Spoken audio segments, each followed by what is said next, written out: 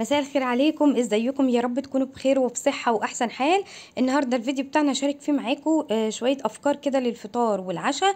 ان شاء الله هتوفر لنا كتير جدا في الميزانية لو عملناها، وهتريحنا جدا. وكمان الافكار دي تقدري تطبقيها وانتي رايحة مصيف كده. يعني بما ان اسعار المصايف غالية جدا والشقق غالية جدا الصيف دوت، فهنحاول كده على قد ما نقدر ان احنا نوفر كده في الاكل. طبعا الفيديو اللي فات عملت لكم شويه افكار للغدا، حاجات برضو نقدر ناخدها معانا نفرزها كده ونجهزها وناخدها معانا تبقى جاهزه، عشان برضو نقدر ان احنا نستمتع معاهم كده بالمصيف. ودي شويه افكار برضو هتنفع جدا للفطار، حد جاع في نص اليوم كده او اخر اليوم. حاجات سهله جدا تقدروا ان انتوا تعملوها، ما تاخدش منكم اي وقت خالص. وزي ما قلت لكم بجد هتوفر لنا جدا في الميزانيه. فلو اول مره بتشوفوا قناتي، انا مروه. يا رب القناه تعجبكم، فيها افكار كتير جدا للتوفير، في تفريزات كتيره قوي وفيها افكار كتير جدا ان شاء الله تعجبكم. فلو اول مره كده بتشوفوا القناه، ما تنسوش تحطوا لايك وتشتركوا في القناه وتسيبوا لي كومنت حلو كده ان شاء الله منكم، علشان اتشجع واعمل فيديوهات تانية كتير باذن الله. فيلا كده نصلي على الرسول ونبدأ مع بعض. اول حاجه بقى هنعملها وهي عجينه الطعميه. جبت بصلتين كده وسط، وده وكام فص كده من الثوم، وده نص كيلو كده من الفول المدشوش. انا جبته وغسلته ونقعته من بالليل. قمت الصبح غيرت الميه كده يعني 3 4 مرات لحد ما يعني الميه بقت معايا نظيفه جدا. مهم جدا البقوليات ديت لما نيجي نشطفها كويس جدا، يعني كام مره كده. وهبتدي اجيب الكبة عندي كده، احط فيها شوية من الفول والبصلاية الاولانية وكام فص كده من الثوم. يعني على الربع كيلو انا بحط 3 فصوص من الثوم وبصلاية صغيرة، بس ده عشان نص كيلو. حطيت بصلتين وسط و 8 فصوص كده من الثوم. تمام. وطبعا الخضرة عندي يعني غسلاها كويس جدا. بجيب حزمة من البقدونس والكزبرة والشبت، وبقطعهم بقى صغير كده، الورق بس من غير العيدان. وبحط في الكبة اول كمية اهي، وببتدي ان انا اضربها كويس جدا. وهحط بقى شوية كده من الخضرة. زي ما بقول لكم انا ما بكترش في الخضرة بتاعة الطعمية، علشان تطلع لونها فاتح كده بتبقى حلوة جدا. ما بحبهاش تبقى مخضرة كده، لما بتيجي تحمريها بتبقى غامقة. بين كل يعني ضربة والتانية كده بفصل وباخد الجوانب كده بالمعلقة، ولو احتاجت مية بزود لها معلقتين بس من المية. انا ضربت الكمية كلها عندي، ودي شوية صغيرين كده هعملها معاكم. بحط البهارات عندي ملح وكمون وكزبرة، ما بحطش ازيد من كده. وممكن كمان تحطي بضاية لو حابة. تمام. مش حابه البيض ممكن ما تحطي لهاش بيض خالص. هتقعدي تضربي كده كويس جدا في الكبه لحد ما تنعم معاكي خالص وتبقى هشه. لو انت بقى عندك صبر ان انت تضربي بالمضرب الكهربائي كده، هتبقى حلوه جدا زي بتاعه المطعم بالظبط. تمام. فانا ضربت كده الكميه دي ونحمرها كده مع بعض، علشان كنت هعمل ساعتها كده الفطار. والباقي هفرزه بقى معاكم، وهقول لكم برضو لما تطلعوها من الفريزر تعملوها ازاي علشان تفك معاكي وتطلع حلوه جدا. هفضل اضرب فيها كده لحد ما تنعم. بصوا لونها فاتح ازاي، يعني انا بحب اللون ده جدا، ما بحبهاش تبقى غامقه. حضرت بقى الفطار، حمرت شويه بطاطس وحمرت الطعميه اهي، انا بحبها تبقى ناشفه كده. قطعت شويه طماطم، وانا ولادي بيحبوا البصل دوت. عصرت عليه كده ليمون، وحمرت الطعميه زي ما انتم شايفين. بصوا تحفه جدا، وانا بحبها تبقى يعني ناشفه كده مش نص سوا. وطبعا غسلت كده الجرجير والعيش اهوت، واللهم دم علينا نعمه. كانت حلوه جدا. تاني حاجه هنعملها مع بعض الفول عندي برضو جبت نص كيلو كده من الفول، حطيت عليه ربع كوباية من العدس، بصلاية وطماطماية وجزرة وليمونة كده بعصرها، وبحط القشر بتاعها برضو في الحلة عندي. وبحط بقى مية مغلية. مش عارفة التصوير عامل كده ليه، بس يعني يا رب تكون الفكرة وصلت لكم. تمام. بعد ما حطيت كل حاجة في الحلة، زودتها كده مية سخنة وسبتها على النار. قعدت معايا تقريبا ساعة كده. طالما انت ناقعه الفول من بالليل مش هياخد معاكي وقت. بشيل طبعا الليمون عندي وبالهاند بلندر كده هتضربي كل المكونات كده مع بعض، تنعمي الفول بتاعك. في ناس ما بتحبش تضربه، بتسيبه كده حب وبعدين تهرسه. انا بحب يعني ان انا اضربه يا في الخلاط يا في الهاند بلندر، بيبقى سهل كده على المعدة. وكمان لو حد عنده مشاكل في القولون ده بيبقى ايه يعني اسهل بالنسبة له جدا ان هو ياكل الفول كده مش حبوب، يبقى مطحونة. الطعمية بتاعتي اهي زي ما قلت لكم هنفرزها كده مع بعض. يعني احنا عملنا الفطار وده الباقي، هبتدي ان انا اجيب الاكياس بتاعه التفريز عندي وافرزها. بتطلعيها من الفريزر بتحطيها في الكبه كده تديها ضربه. عايزه تحطي فيها بضايه زي ما قلت لك حطي براحتك خالص، مش عايزه تحطي اديها ضربه كده مع معلقه ميه، هترجع العجينه حلوه جدا كانك لسه عاملاها. وتبتدي ان انت تحطي سمسم او حبه البركه كده، كزبره قصدي، مش حبه البركه لا، تحطي شويه سمسم او كزبره وتحمريها. عملوا معايا اهو 3 اكياس. وتقدري ان انت تقللي الكميه براحتك خالص. الفول برضو ضربته وحطيته عبيته في الاكياس اهو، بيبقى موجود عندي لاي وقت، بينفع جدا في الفطار. نزلت بقى السوق، جبت المشتريات بتاعتي اللي انا هحتاجها بتاعه الاسبوع. جبت كميه كده من الطماطم، زي ما انتم شايفين طماطم حلوه جدا، جبتها ناشفه كده. وجبت شوية كده في الطبق التاني كده بيبقوا مستويين شوية عشان نعملهم صلصة. جبت كمان 2 كيلو من البطاطس، جبت ليمون ربع ليمون، وجبت كمان نص كيلو من الفلفل، وجبت كيلو من البتنجان الرومي دوت عشان هنعمل منه كده وصفتين.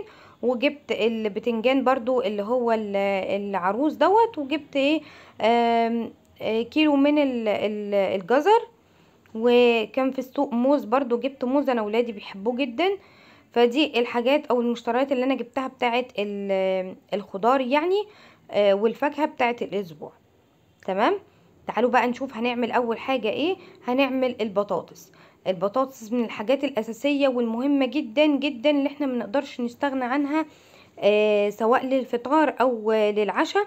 بتنفعنا جدا. هنعمل منها يعني وصفتين برضو او حاجتين حلوين جدا برضو. هنعمل بطاطس محمرة وبطاطس مهروسة.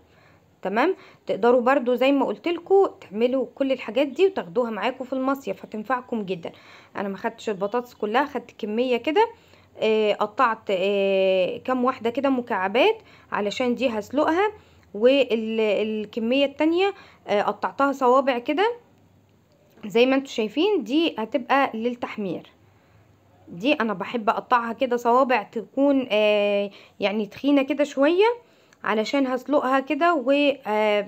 وبعبيها عندي كده في علبة وبحطها عندي في الفريزر او في التلاجة.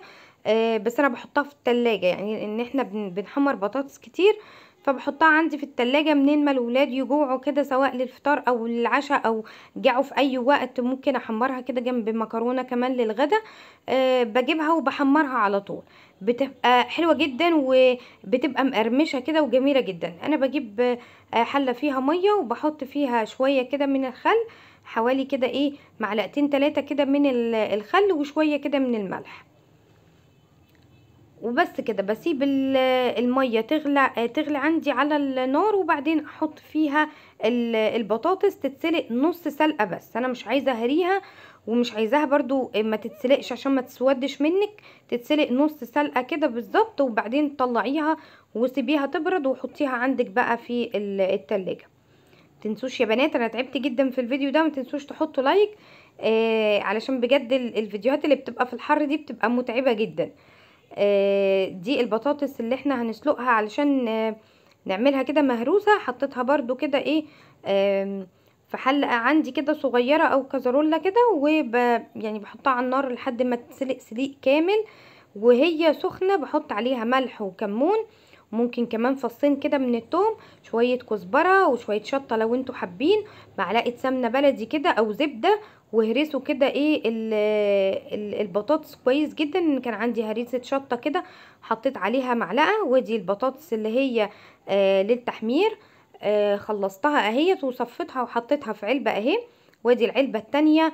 مش قادره اقول لكم بتبقى حلوه ازاي وخفيفه جدا. يعني اللي حابب يحمر بطاطس هيحمر، اللي حابب كده ياكل بطاطس كده اللي هي مهروسه دي بتبقى خفيفه يعني خفيفه على المعده كده، وبتنفع جدا سندوتشات كده، تبقى حلوه قوي. بتحطيها في علبه عندك في التلاجة، بتقعد معاكي بتاع 3 4 ايام كده، وبتبقى كويسه جدا وبتنفعنا جدا وبتوفر علينا كتير. تمام. يبقى دي اول حاجه عملناها البطاطس المهروسه، وعملنا البطاطس الجاهزه على التحمير على طول. تعالوا بقى لتاني حاجه هنعملها، وهي البتنجان. غسلت كده البتنجان هنا الرومي، وغسلت البتنجان اللي هو العروس دوت. البتنجان ده انا هعمله بطريقه برضو صحيه جدا، سواء الرومي او العروس، الاتنين هنعملهم من غير ما نستهلك زيت كتير. هتشوفوا مع بعض هنعملهم ازاي. دي اول حاجة. غسلت البتنجان وهشويه كده على البوتاجاز. هنعمل وصفة حلوة جدا جدا بيه ان شاء الله. انا حطيته كده على البوتاجاز، على عيون البوتاجاز كده وزعتهم وهشويه. ده تاني فكرة كده من البتنجان. غسلته وفتحته كده من النص. بس احنا مش هنحمره. هجيب طاسة عندي او اي حاجة كده احط فيها البتنجان. انا جبت طاسة كده وابتديت ارص عندي البتنجان اهو. هحط فيه معلقتين بس من الزيت، معلقتين من الزيت بس هي اللي هنستخدمهم في الوصفة دي، علشان يطلع معانا البتنجان صحي كده وما نستهلكش فيه زيت كتير. زي ما انتوا شايفين دول حوالي كده معلقتين من الزيت. هحط عليهم كمان ميه. يعني بصوا، هو لا بتنجان هيبقى مسلوق ولا هيبقى متحمر. تمام. كوبايه كده من الميه، الميه دي هي اللي هتسوي البتنجان. اهم حاجه في الموضوع بقى ان انتوا تغطوا الصينيه اللي انتوا هتعملوا فيها او الطاسه، تغطوها، لان البخار اللي هيطلع من الميه هو اللي هيسوي البتنجان. ومعلقتين الزيت دول هيدوله كده تحميره خفيفه. بصوا يعني 10 دقايق كده وافتحوا عليه واقلبوه على الجنب التاني. ما اخدش مني ربع ساعه والبتنجان كان زي الزبده. يعني مش قادره اقول لكم بقى طري جدا وحلو قوي. بس زي ما بقول لكم كده خدوا بالكم منه، كل شويه افتحوا عليه قلبوه كده على الجنبين علشان ما يتلسعش. عندي الهريسه بتاعت الشطه اللي احنا كنا عاملينها مع بعض اهي، كانت عباره عن فلفل احمر وفلفل اخضر، ضربهم في الكبه مع توم وملح وكمون وكزبره، وعصرت بقى دلوقتي كده ليمون، وابتديت ان انا احشي البتنجان اهو. مش قادره اقول لكم بيبقى تحفه قد ايه، وخفيف جدا وجميل قوي قوي، وما استهلكناش فيه زي ما قلت لكم وفرنا في الزيت، ما استهلكناش زيت كتير. هجيب بقى علبه عندي وابتدي ان انا ارص البتنجان، وبحفظه عندي برضو في التلاجة جنب اي اكل، بيبقى حلو جدا وبيفتح النفس كده على الاكل. هتعملي بقى شوية بطاطس، هتروحي ايه حاطه طبق البتنجان ده، تعملي شوية ملوخية، شوية بامية، اي اكل عندك حطي بقى ايه طبق البتنجان ده جنبها، بيبقى حلو جدا. تقدروا برضو تعملوه تاخدوه معاكم المصيف عادي جدا، مفيش اي مشكلة فيه خالص يعني. ماشي، اسيبه بقى يبرد واحطه عندي في التلاجة. البتنجان اللي انا قلت لكم سبته يتشوي بقى على البوتاجاز اهو. قشرته تحت الحنفية بعد ما استوى بقى كده، قشرته كويس جدا تحت الحنفية وحطيته بقى في طبق. ومتنسوش تحطوا لايك يا بنات، عشان حاسه ان انتوا ما حطوش لايك. جبت عندي طبق حطيت فيه كام فص كده من الثوم وفلفل وطماطم، فلفل اخضر واحمر وطماطم كده. حاولت اشيل منها البذر. وهقطع كده البتنجان عندي، واجيب طاسه فيها شويه زيت، معلقتين 3 من الزيت، اشوح كده الثوم مع الفلفل، وبعدين انزل بالطماطم، وبعدين هنزل بالبتنجان اللي قطعته كده صغير. وممكن تحطوا كمان معلقه كده من الطحينه. ودي سلطه كده ايه سلطه بتنجان، بتبقى تحفه يا بنات، حلوه جدا. ممكن تعصري عليها كمان ليمون، بتبقى طعمها حلو جدا جدا جدا بجد. تحطي بقى البهارات، ملح وكمون برضو وكزبره وشويه شطه لو حابين، وبتحبيها برضو كده حطيها في علبه، وبتبقى جاهزه عندك. زي ما قلت لك اعصري كده ايه عصره ليمون عليها وشويه زيت من على الوش، وبتبقى جامده جدا. كده عملنا البطاطس بتاعه التحمير، عملنا سلطه البتنجان والبتنجان المخلل، وعملنا البطاطس كمان المهروسه الحلوه جدا. كل الحاجات دي تنفع ان انتي تجهزيها، مش هتاخد منك اي وقت خالص على فكره في تحضيرها. تجهزيها كده في علب زي ما انتم شايفين، وتحطيها برضو عندك في التلاجة وتاخديها معاكي. تعالوا بقى لطبق الجبنه دوت اللي انا يعني بجد بعشقه. كان عندي كده حته جبنه قديمه في التلاجة، بس هي حادقه بزياده، فحبيت ان انا اخففها كده شويه. جبت عندي جبنه بيضه، وابتديت احط كده ايه حته من الجبنه البيضه على الجبنه القديمه، وحطي بقى اي اضافات انت عايزاها. بس انا ما يعني مش بفضل كده ان انت تحطي عليها طماطم. ممكن تحطي خيار، حطي فلفل زي ما انا عملت كده، فلفل اخضر، فلفل احمر، زي ما انت عايزه. وابتدي هرسي بقى كل الكلام ده كده مع بعضه مع شويه زيت. بس ما انصحكيش بقى لو هتاخديها معاكي مصيف او كده ان انت تحطي فيها طماطم. ممكن تحطي خيار وتاخديها معاكي، وممكن تبقي تزودي طماطم انت بقى ايه لما تروحي هناك. بس الطبق دوت بقى مش قادره اقول لكم بيبقى حلو قد ايه، وبيفتح النفس كده. يعني انتوا عارفين في الحر الواحد ما بيبقاش ليه نفس للاكل قوي يعني، بس الطبق دوت بقى تحفه معاه جرجير بقى وخيار، وبيبقى حلو جدا. بصوا بقى كنت جايبه برضو طبق كده من الجبنه الرومي، وعلشان كده استفيد منه وما يخلصش مني بسرعه بحب جدا ان انا اقطعها كده. ممكن تجيبوا كسر الجبنه الرومي بتتباع يعني، بس انا ما لقيتهوش بصراحه في سوبر ماركت كده بتبيع كسر جبنه رومي او بشر جبنه رومي بس.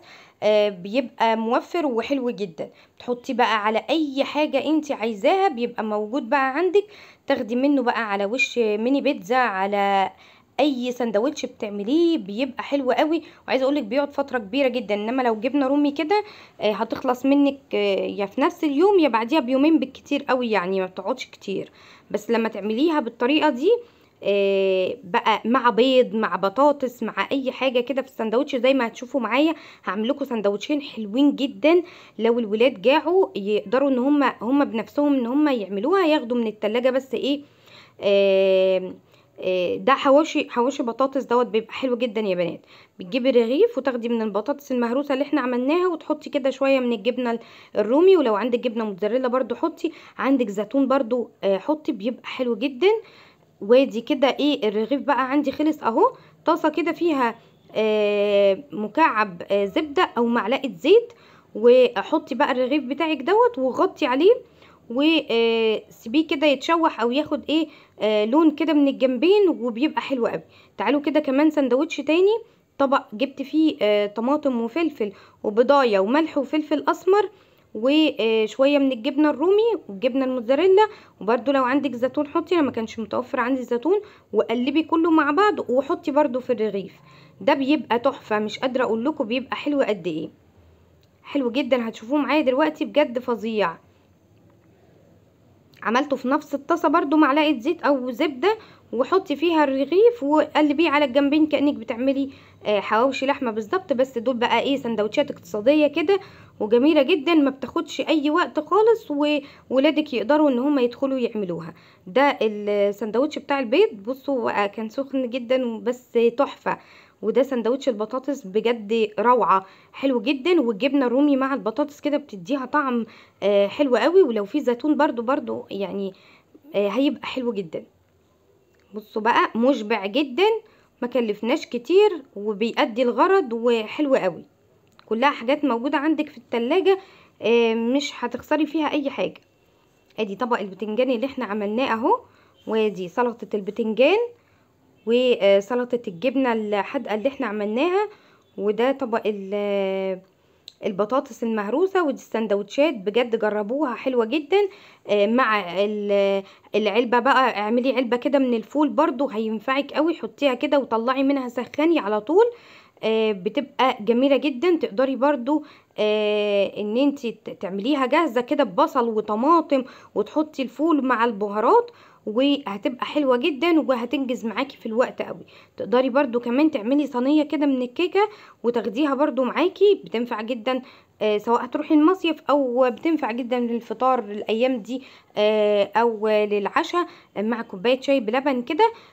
اعمليها وقطعيها كده مربعات وحطيها كده في علبه، تحتها كيس، وحطيها في علبه كده وحطيها على الرخامه. اي حد يجوع ياخد منها كده مع كوبايه الشاي او كوبايه الشاي بلبن، وبتبقى حلوه جدا. ده كان الفيديو بتاعي النهارده، حاولت اجمع لكم فيه شويه افكار كده هتنفعنا للفطار وللعشاء، وقولوا لي في الكومنتات برضو ممكن تعملوا ايه ينفعكم كده، او افكار جديده كده علشان كلنا نستفاد من بعض. اسفه لو طولت عليكم بقى الفيديو. حابه اقول لكم برضو وافكركم بالفشار والترمس، ما تنسوهوش في المصيف، بيبقى حلو جدا. ولو عجبكم الفيديو ما تنسوش تحطوا لايك للفيديو وتشتركوا في القناه، واشوفكم على خير، والسلام عليكم ورحمه الله وبركاته.